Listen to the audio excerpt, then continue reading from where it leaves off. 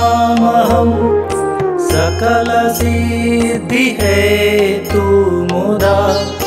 मुरारिपदपङ्कज स्फुरदमन्दरेणोत्कटां तटस्थनवकानन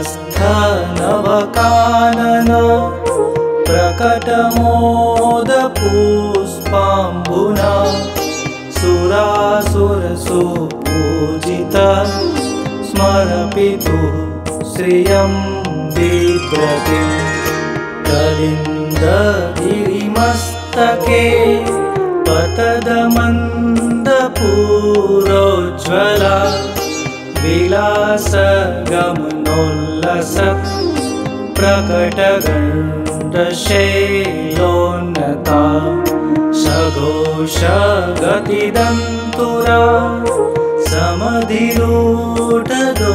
समधिरूढदोलोत्तमा मुकुन्दरतिवर्धिनी जयति पद्मबन्धोत्सुता भुवं भुवनपावनी मदिगतामनेकस्वने प्रियाभिरिव सेविता सुखमयूरहंसादिभिः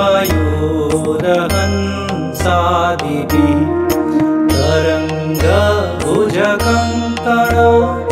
प्रकटमौक्तिकावालुका नितम्बतटसुन्दरी नमत कृष्णतुर्यप्रियाम् अनन्तगुणभूषिते शिवविरञ्चिदेवस्तुते गणागणनीते सदा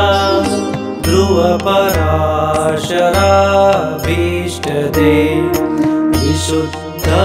विशुद्धमथुरातटे सकलगोपगोपीवृते कृपाजलधि संश्रिते मम मनः सुखं भावय यया चरणपद्मजा मुररिपो प्रियं भावुका समागमनतो भवत् सकलसिद्धिदा सेवका तया शतशतामिया कमलजा सपत्नी वयत् हरिप्रियकलिन्दया मनसि मे सदा स्थीयताम् नमोऽस्तु यमुने सदा